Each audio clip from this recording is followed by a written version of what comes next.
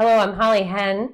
I am the president and CEO of Critical Business Analysis. I started in the construction industry when I was a kid. My father owned a general contracting business where we built houses and barns and we poured a lot of concrete. And I worked for him from the age of 13, probably younger, but he started paying me when I was 13.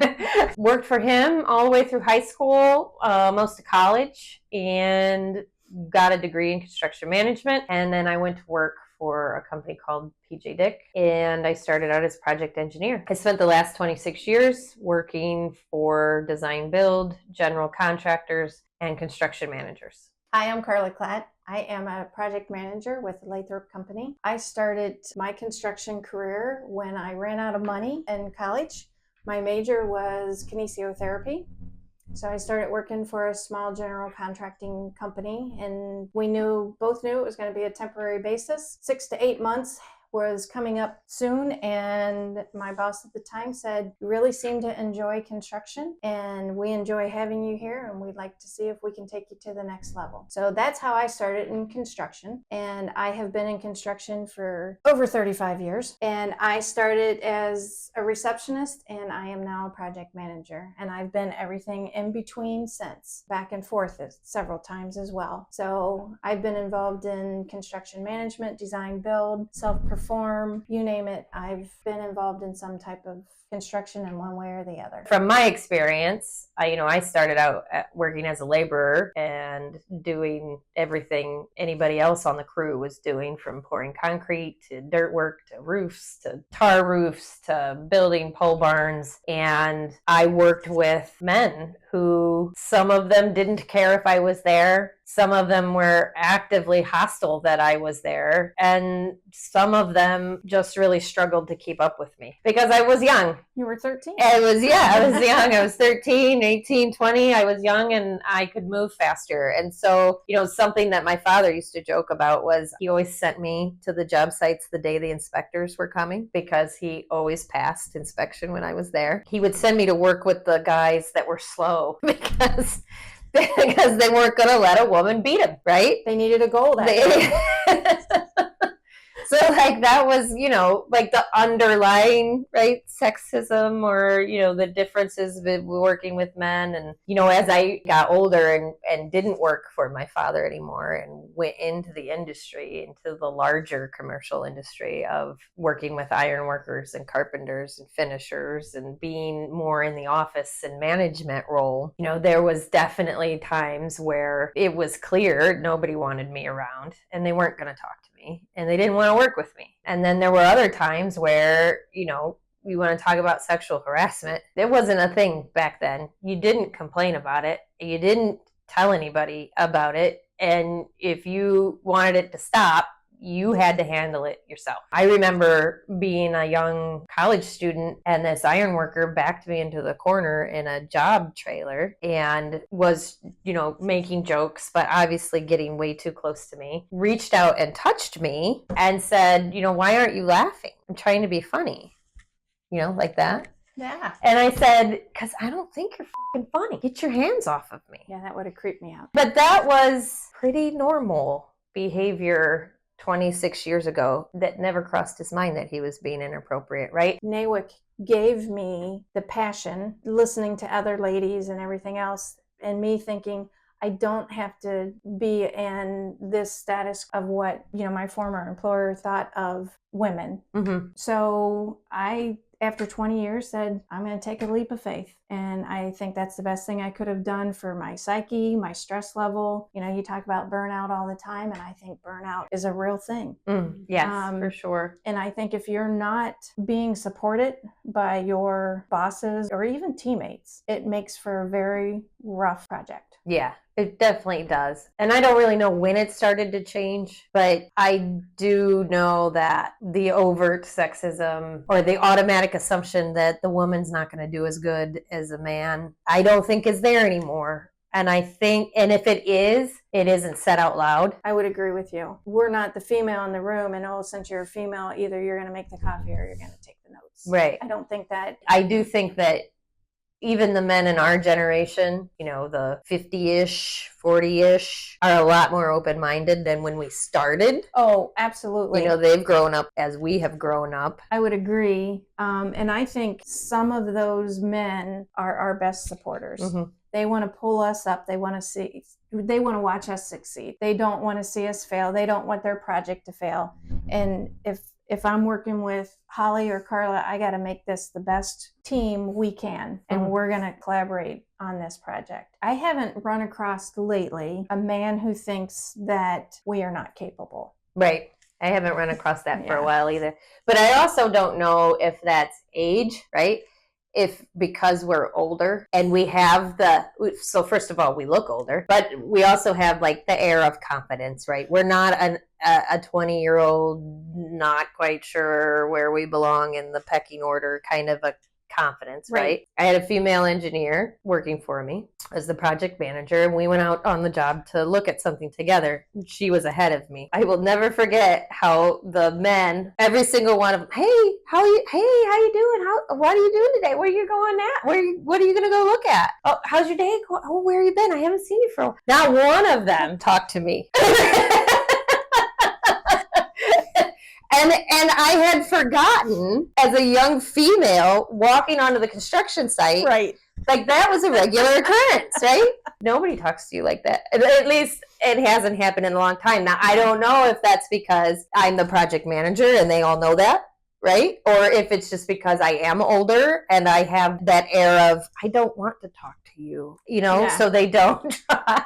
I do think we walk around a job site, and I don't want to say strutting, but we walk differently. We hold ourselves differently. And I do think the younger girls, ladies, aren't as confident. We've built our confidence. We know what we're doing. So we walk differently. We walk a job site differently. We know we got to be looking for that hole so we don't slip and fall in it. We're not looking up at the sky and seeing how beautiful of a day it is. We've got a job to do, and we are focused.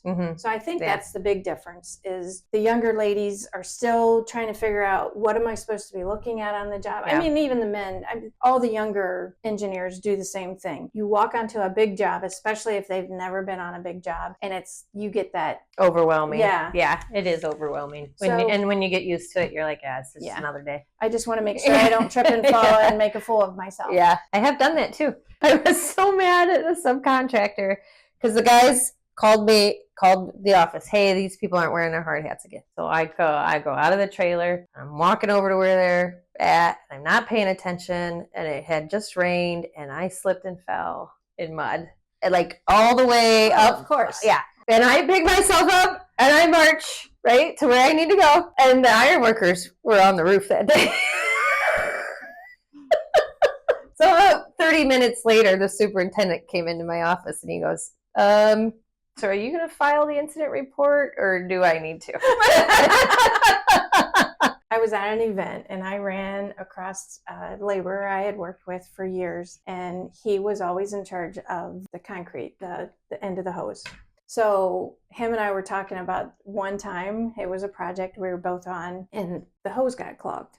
Well, the least amount of people that are around that, the better, because when it's gonna go, it's gonna go. And I remember walking away, and here was a seasoned project manager and someone who was in charge of our operations at the time. And I said, you guys might want to stay back because the hose is plugged. And they're like, we're okay. All right.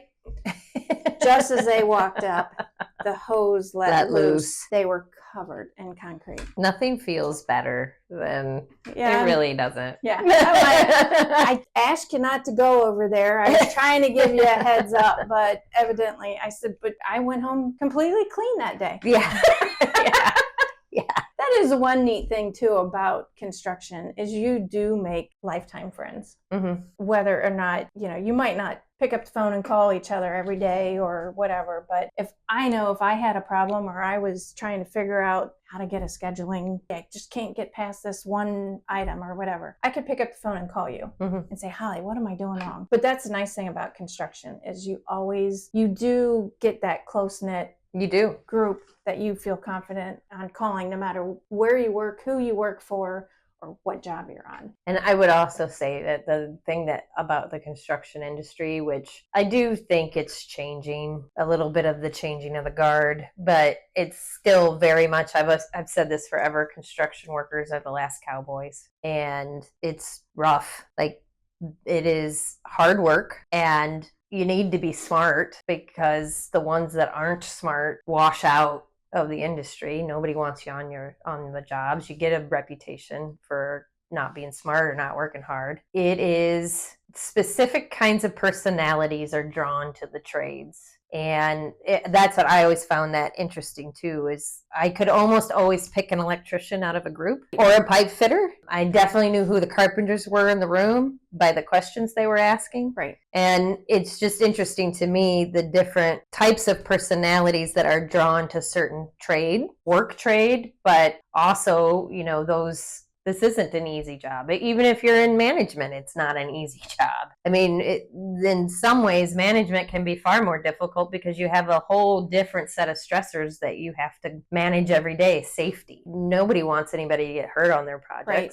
Safety schedule money. Safety schedule money. For sure. I think we've all seen that safety has risen so much too. I've been in construction for a while, and when I first started in construction, you didn't have to wear a hard hat and safety glasses. It was, if you think something might fall on your head, maybe you should put your hard hat on.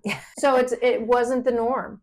Now, until you get your finishes in, it's expected that you wear a hard hat, and until all the safety what ifs have gone out the door. So I think that's a good thing as far as safety. The one thing I was going to say too that I think really benefits, you were kind of talking about the different personalities and all that. I think one thing you see is people who are in construction like a little bit of stress. They do.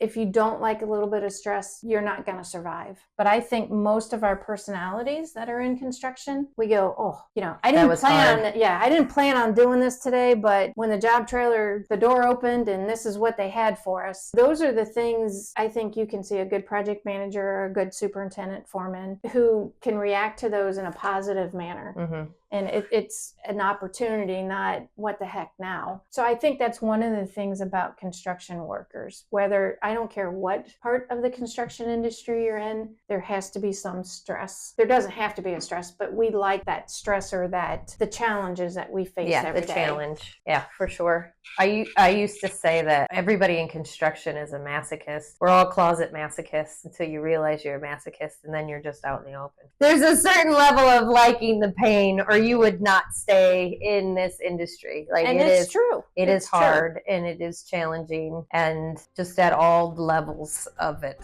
Right. Yeah. But there's nothing more rewarding at the end of a job where it's a successful job. You've given the owner exactly what they want, and your team is still happy. Right. Yeah. Maybe that you didn't make your full fee, but at the end of the day, that owner is happy. And are they going to be a repeat customer? More than likely.